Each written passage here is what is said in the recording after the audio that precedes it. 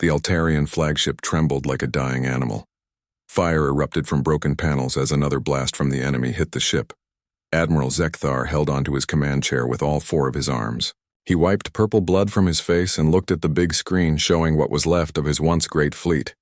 "How bad is it?" he asked, trying to keep his voice strong for his crew.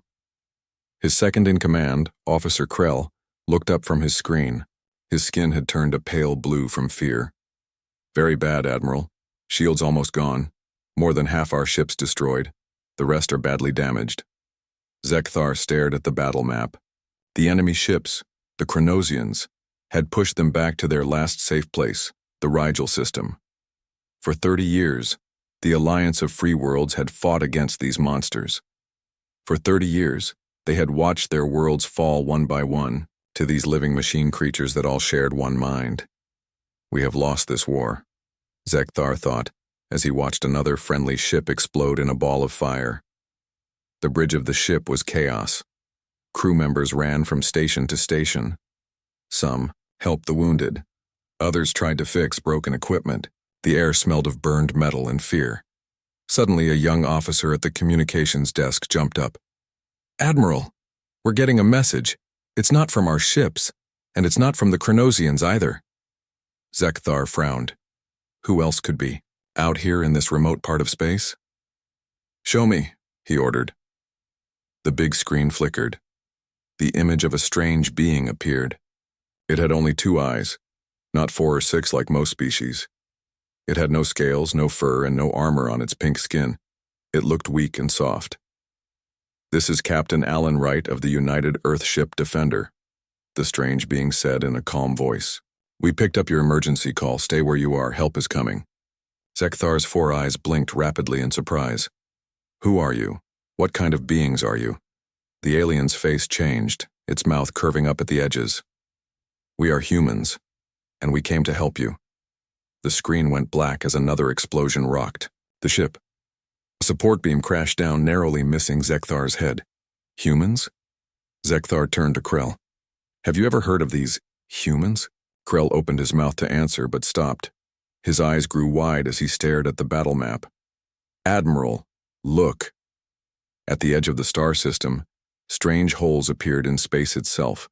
The battle map showed hundreds of new ships coming through. These holes, like doorways between stars. The Alliance had dreamed of such technology but never made it work. "By the Ancient Ones," whispered Zekthar. "How many ships are there?" "Over 300, Admiral," Krell said, his voice filled with awe. "And they're all heading this way." The new ships were nothing like Zekthar had ever seen.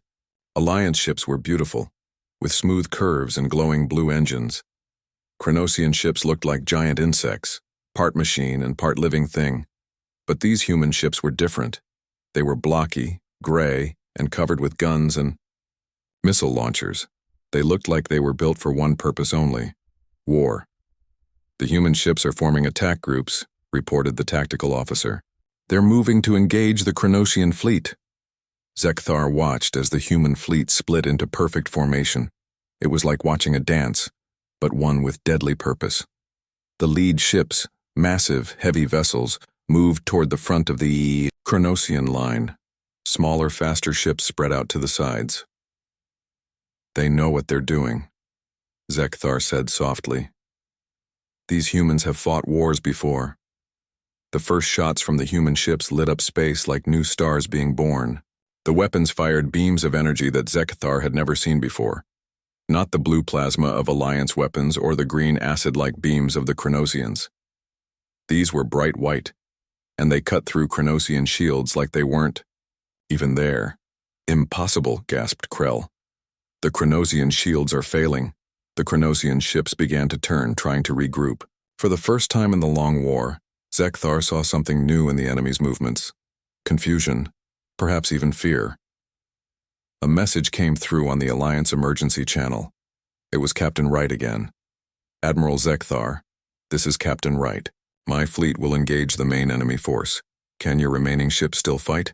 Zekthar stood straighter. "Yes, Captain. We can fight." "Good. Have your ships target these coordinates."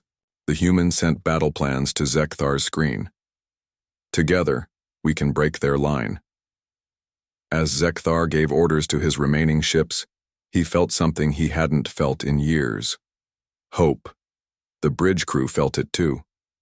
Their movements became more energetic, their voices stronger. A massive Chronosian battleship exploded under the combined fire of 3 human vessels. Then another fell, and another. "The Chronosians are pulling back," shouted the tactical officer, unable to keep the excitement from his voice. "They're retreating." For the first time in 30 years, the unstoppable Chronosian war machine was running away. Zekthar watched the battle with tears in his eyes. Just an hour ago he had been ready to die. He had thought his civilization would soon be nothing but a memory. Now, because of these strange humans who had appeared from nowhere, his people might have a future after all. "Admiral," Krell said, quietly, "who are these humans? Where did they come from? And why would they risk their lives to help us?" Zekthar stared at the human ships as they chased the fleeing enemy. "I don't know, old friend, but I intend to find out." As if answering his questions, a message from Captain Wright appeared on his screen. "Admiral, when this battle is over, I think it's time we properly met. I believe we have much to learn from each other." Zekthar nodded. Yes, he had many questions for these humans. But one thing was already clear. The war that had seemed lost was now winnable. The humans had arrived, and everything had changed. 2 days before the big battle, Captain Alan Wright sat in his command chair on the bridge of the UES Defender. The ship hummed quietly around him as stars streaked by on the big screen. He was reading reports about strange energy patterns at the edge of human space, when everything changed. "Captain," called out Communications Officer Lily Chen. Her voice was excited. "We're getting a message, but it's not in any language we know. The computer is trying to translate it now." Alan put down his coffee cup and stood up.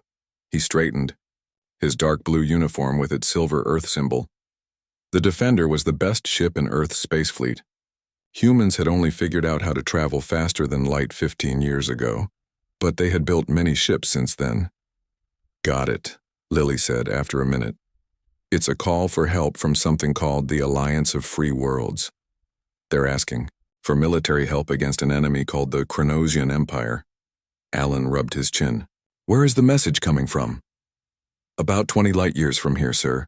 The message includes star maps showing how to get there." Alan turned to his first officer, Commander Susan Rivera. She had been with him for 5 years and he trusted her. Judgment. "What do you think, Susan?" Susan frowned. "This isn't how first contact is supposed to happen. We're supposed to meet aliens peacefully, not jump into their wars." "True," Alan said, walking to the big map table in the center of the bridge. It showed all the stars around them in glowing blue light. "But someone out there needs help." "The rules say we should tell Earth Command first and wait for orders," Susan reminded him. Alan touched the map, making it zoom in on the place where the message came from. "Lieutenant Patterson, how long would it take us to reach these coordinates? At top speed?" George Patterson, a young officer with red hair, checked his screens. "About 48 hours, sir." The bridge went quiet. Everyone knew what their captain was thinking. No human had ever met an alien species before. This was history in the making. Alan made up his mind. "Send a message to Earth Command, tell them about the situation. Tell them we're going to help." He paused, then added, "And ask them to send every fighting ship they can to these coordinates." Susan's eyes went wide. "Every ship? Sir, that's almost the whole fleet." "I know," Alan said. He looked around at his crew. They were the best Earth had to offer, brave, smart, and well-trained. But they were about to face the unknown. If these aliens are calling for help, they must be in serious trouble. And if humanity is going to introduce itself to the galaxy, I want to make sure we bring enough friends to the party. Susan nodded slowly, understanding his thinking. "This could change everything, sir." "That's what I'm counting on," Alan replied as the Defender changed course, heading toward the distress call. The mood on the bridge was a mix of excitement and worry. Humans had dreamed of meeting aliens for thousands of years. Now it was about to happen. In his private quarters that night, Alan couldn't sleep. He stood at his window watching the stars streak by as the ship traveled faster than light. He thought about what they might find. Would the aliens look like humans? Would they be friendly? And what about these Chronosians? What kind of enemy were they about to face? He opened his computer and read the translated distress message again, too. Any spacefaring civilization who can hear us. This is the Alliance of Free Worlds. Our planets are under attack by the Chronosian Empire. Their biomechanical ships destroy everything in their path. Many worlds have already fallen. We cannot hold out much longer. Please, if anyone can hear this, we need military help immediately. We include navigation data to our current position. May the stars guide you to us before it is too late. Alan felt a chill run down his spine. Whoever sent this message was desperate. Their whole civilization might be on the edge of destruction. Down in the ship's mess hall, off-duty crew members talked excitedly about what might happen. Some were nervous, some eager for adventure. Officer Chen sat with Engineer Frank Diaz and Dr. Ruby Nelson. "Do you think they'll look like us?" Frank asked, sipping his coffee. Ruby shook her head. "Not likely. The chances of aliens evolving to look like humans are tiny." "I'm more worried about these Chronosians," Lily said. "They sound dangerous." Frank nodded. "Good thing we're not going alone." The captain called for the whole fleet. Back on the bridge, Susan found Alan looking at the weapons inventory. The Defender carried the most advanced weapons humans had ever built. Gravity torpedoes that could tear apart matter, phase disruptors that could go through any known shield, and thousands of smart missiles. "Will it be enough?" Susan asked quietly. Alan looked up. "I don't know, but we're about to find out." Over the next day, messages came in from Earth Command. The fleet was mobilizing. Ships were changing course from all over human space, heading to the coordinates Alan had sent. "Sir, Earth Command reports 312 ships responding to your call," Lily reported. "They'll arrive within 6 hours of us." Alan nodded. "Good. Send this message to all approaching ships. Prepare for possible combat upon arrival. This is first contact. Situation with multiple alien species, at least one hostile. We go in ready for anything." As the hours ticked by, the crew prepared for whatever waited for them. Weapons were checked, shields were tested. Everyone put on their battle stations. Uniforms. "We're approaching the coordinates," Patterson announced finally, dropping out of FTL in 10 seconds. Alan stood in the center of the bridge. "Battle stations, shields up. Weapons ready, but don't fire unless I give the order." The ship slowed down. The streaking stars on the screen turned back into points of light. And there, in front of them, was a scene from a nightmare.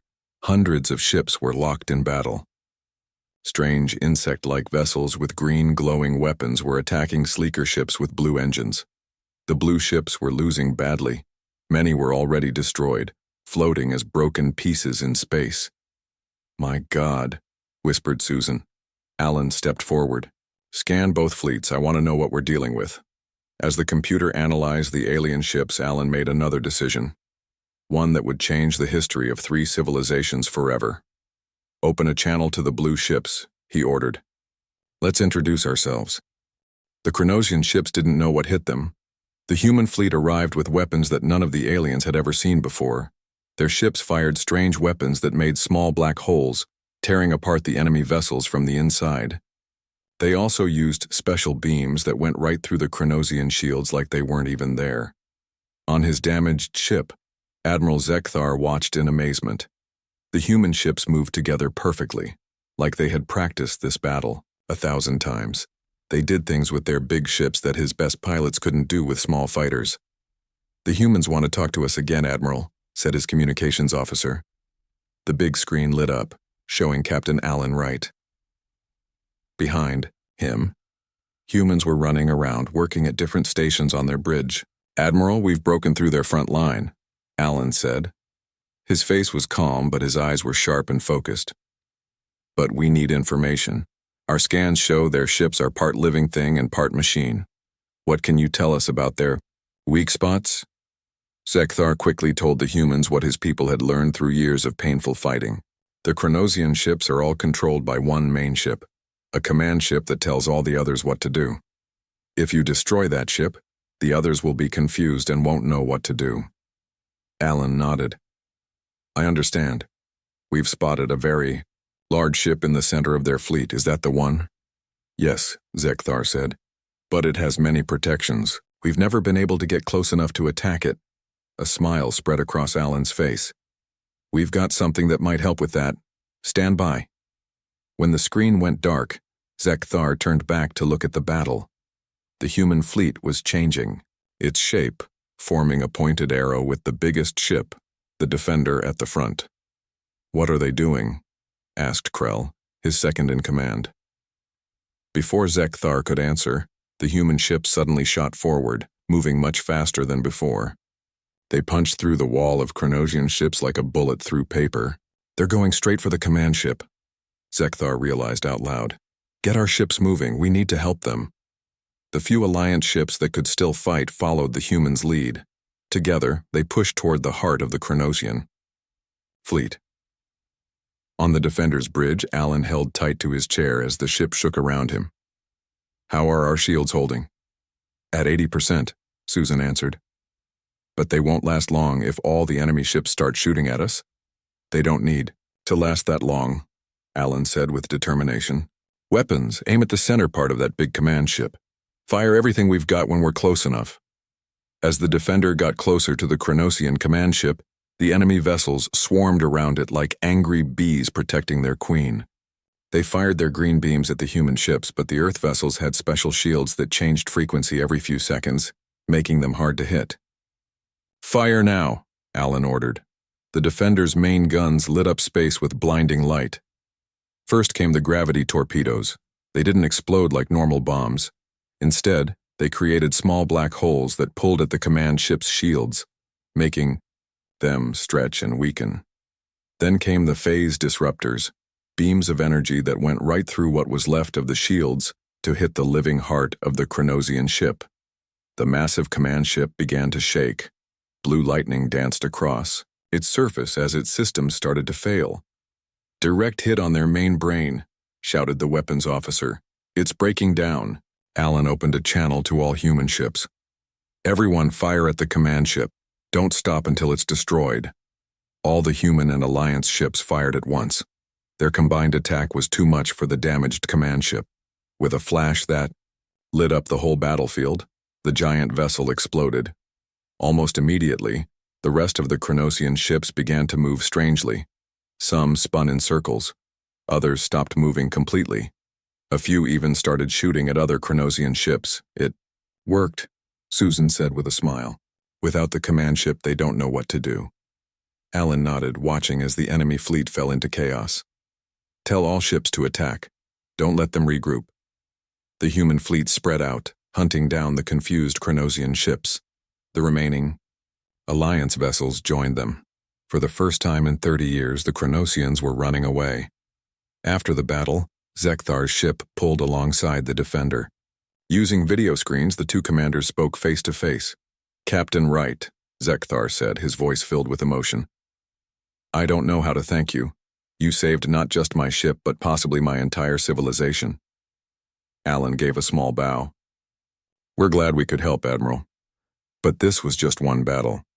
From what you've told us, the Chronosian Empire still controls many star systems. Yes, Zekthar agreed. But for the first time in memory, we have hope of winning this war. Your weapons, your tactics, the Chronosians had no defense against them. Because they've never encountered humans before, Alan explained. They didn't know what to expect from us. That advantage won't last forever. They'll adapt to our weapons and tactics. Zekthar's 4 eyes blinked in sequence. Then what do you suggest? An alliance, Alan said simply. Your people know this enemy. You've fought them for 30 years. We have the technology and fresh ships. Together we might be able to push them back for good. You would commit your people to our war? Zekthar asked, surprised. You just met us. Alan's face grew serious. From what we've seen of the Chronosians, they won't stop with your worlds. Sooner or later they would find Earth. Better to fight them here with allies than to wait for them to come to us. Zekthar nodded slowly. Wise words, Captain. I will speak to the Alliance Council immediately. I believe they will be very interested in forging a friendship with humanity. As the two commanders continued to talk, crew members on both ships were already sharing information, learning about each other's worlds and cultures. A new chapter in galactic history had begun.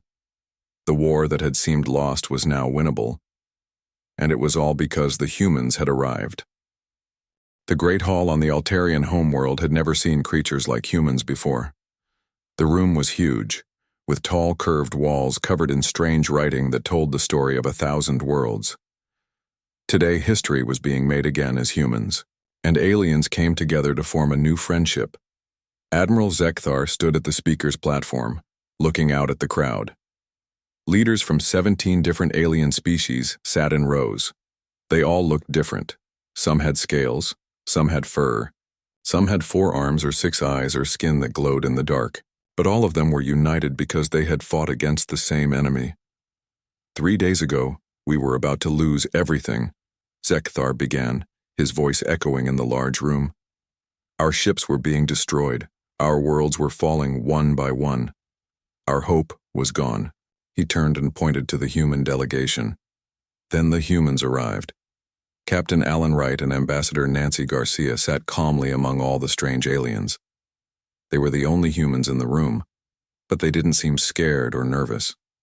Nancy wore a formal blue uniform with Earth's symbol, a circle with olive branches on her chest. Alan wore his captain's uniform with medals from previous battles. In the battle that followed, Zekthar continued, the human ships showed not just amazing weapons but brilliant battle plans that changed everything. The Chronosian fleet has been pushed back to their homeworlds. For the first time in my life, we have hope for the future. The room exploded with sounds, whistles, clicks, roars, and hums, as all the different aliens showed their happiness and approval in their own ways. When the noise died down, Ambassador Garcia stood up to speak. Her voice was clear and strong, and special machines translated her words into all the different alien languages. On behalf of Earth and all humans, I thank you for this welcome, she began. When Captain Wright answered your call for help, he was following one of humanity's oldest beliefs, that we must help others in need, no matter how different they might be. She looked around the room at all the alien faces watching her. We didn't know you existed until a few days ago. Humans have only been able to travel between stars for 15 years. But in that short time, we have learned that the universe is more amazing and more dangerous than we ever imagined.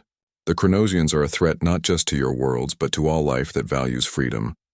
Humanity is ready to join your alliance as full members, offering our technology, our resources, and if necessary, our lives to ensure that freedom lives on among the stars. When the translation reached all the aliens, they began making noise again, tapping their hands or claws or tentacles against tables and chairs. It was their way of showing agreement and support. Later at the celebration party, Alan was talking with a strange crystal-like alien called a Medusan. The alien didn't speak with words but sent its thoughts directly to a small machine that turned them into speech.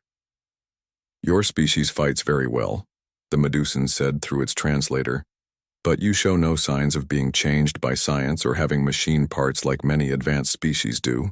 Alan smiled. Humans have a saying, necessity is the mother of invention.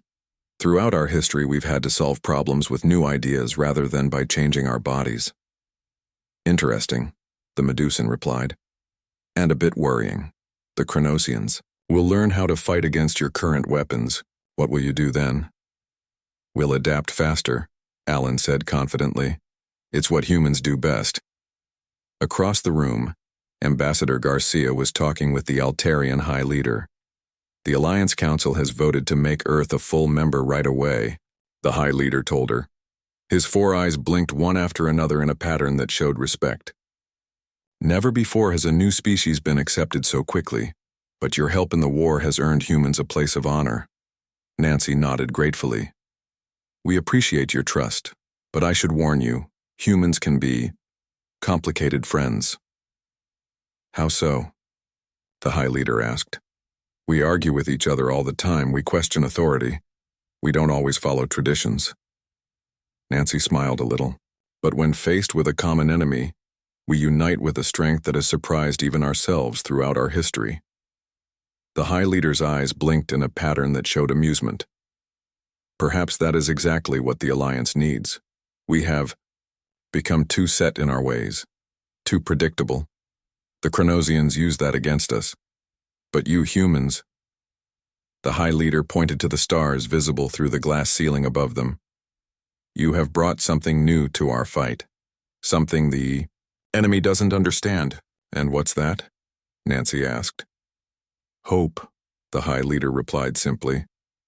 "And from what I have seen of your kind, that is a weapon more powerful than any technology." Later that night, Alan stood on a balcony looking up at the strange stars of the alien world. The 3 moons glowed in different colors, one blue, one red, and one gold. Nancy joined him, bringing 2 glasses of a blue drink that the aliens had assured them was safe for humans. "So," she said, handing him a glass, "how does it feel to be the man who introduced humanity to the galaxy?" Alan took a sip of the drink. It tasted like honey and mint. "Overwhelming. 3 days ago I was just a starship captain on a routine mission. Now I'm helping to plan a war against an empire that controls dozens of star systems." "The Alliance Council was very impressed by your battle plan," Nancy said. "They want you to help lead the combined fleet." Alan looked surprised. "Me? They have admirals with decades more experience." "Yes, but none of them have your fresh perspective. The Chronosians have learned how to counter all their usual tactics, but human strategies? Those are new and unpredictable." Alan looked back up at the stars. Somewhere out there, the Chronosians were planning their next move. And somewhere even further was Earth, still untouched by this galactic war. He thought about all the people back home who had no idea that humanity had just stepped onto a much bigger stage. "I'll do it," he said finally. "But I want Susan as my second in command, and I want human engineers working with Alliance scientists to improve our weapons. If the Chronosians are going to adapt to our current technology, we need to stay one step ahead." Nancy nodded. "I'll make it happen. The Alliance has already agreed to share all their technology with us in exchange for ours. Together, we might be able to end this war once and for all." As they stood there under alien stars, both humans felt the weight of history on their shoulders. Humanity had arrived in the galactic community. Now they had to help save it. 6 months after the big battle, the war against the Chronosian Empire had changed completely. The Alliance, with humans as their newest friends, was no longer just trying to defend itself. Now they were taking the fight to the enemy. The planning room on the Alliance ship Celestial Dawn was busy with activity.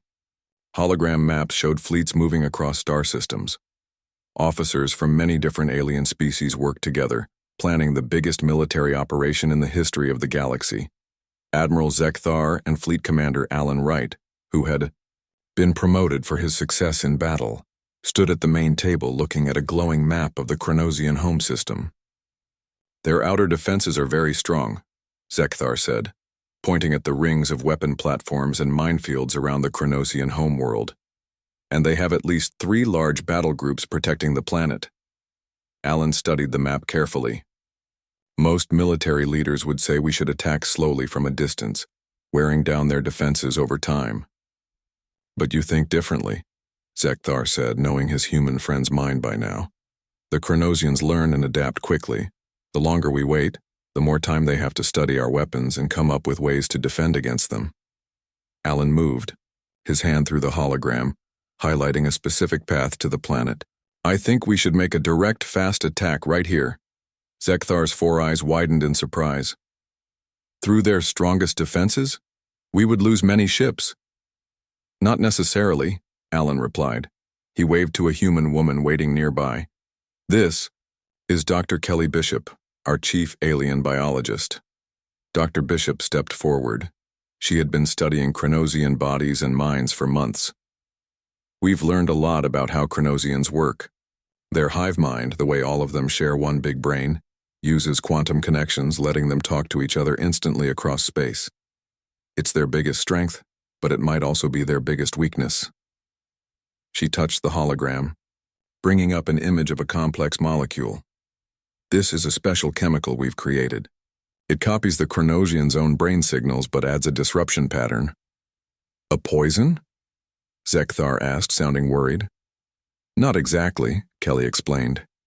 It won't hurt individual Chronosians, but it will temporarily break their hive mind's connection. Think of it like creating static in their communication network. Alan continued. If we can deliver this chemical to their main hive world, we can force them to experience individual thought for the first time. For beings that have never had separate minds, the shock would be devastating.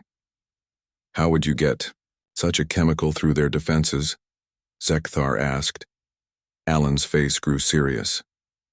A small team in a stealth ship could slip through during our main attack. I plan to lead the team myself. Zekthar started to object, but Alan raised his hand.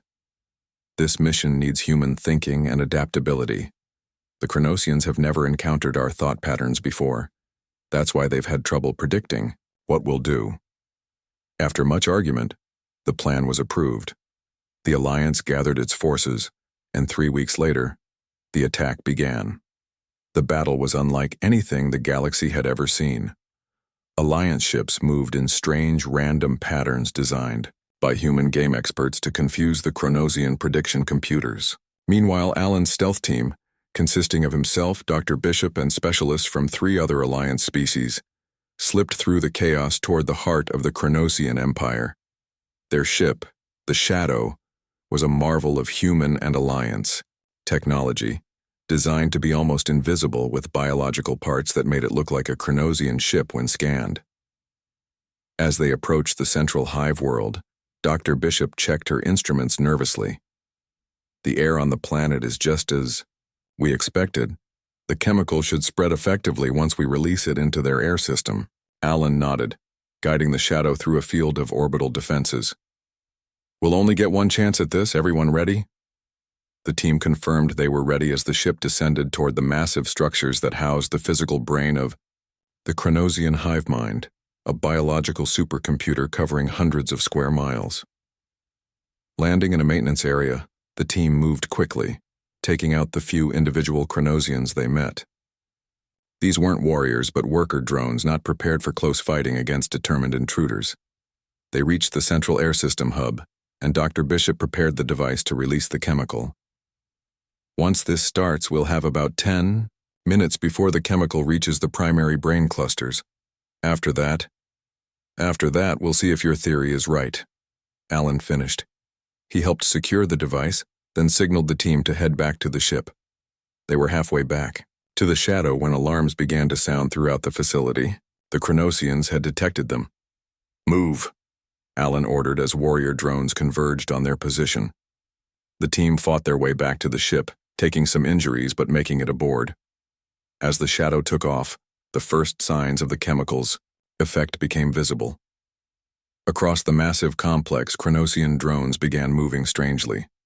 Some fell down entirely, while others wandered aimlessly, disconnected from the guiding intelligence that had directed their every action since birth. From orbit, Alan watched in amazement as the disruption spread across the planet. It's working, Dr. Bishop confirmed, monitoring the readings. The hive mind is breaking apart. Throughout the system, Chronosian ships suddenly lost coordination. Some drifted powerless, while others fired on their own allies in confusion. Alan opened a channel to the Alliance fleet. Phase 1 complete. The Chronosian command structure is broken. Begin Phase 2. The Alliance forces pushed through the suddenly disorganized defenses to establish control around the hive world. 3 days later, aboard the Celestial Dawn, Alan stood with Zekthar as representatives of the now individualized Chronosian consciousness, came aboard to discuss surrender terms. The Chronosian emissary, a being that had never before needed to speak for itself, struggled to find words. The collective is broken. We are separate now. It is painful.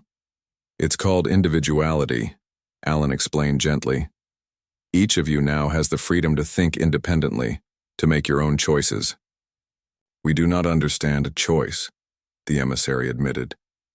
For thousands of years we were one mind with many bodies.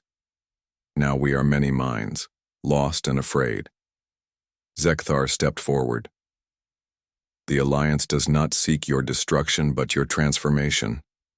Your species has remarkable gifts, intelligence, adaptability, technological skill, but you use these gifts to consume rather than create, to dominate rather than cooperate. What happens now? The emissary asked. Now, Alan said. You learn what every human child learns. How to be yourself while still being part of something greater. It won't be easy, but we'll help you. As the surrender was formalized, Alan looked out at the stars through the ship's window. Humanity had arrived late to the galactic community, but just in time to save it. And in doing so, they had changed the course of history not through destruction, but through understanding their enemy well enough to transform them. The war was over. A different kind of challenge, building a lasting peace, was just beginning. But as Alan had told the Medusan diplomat months earlier, adaptation was what humans did best, and now they would teach that skill to the galaxy.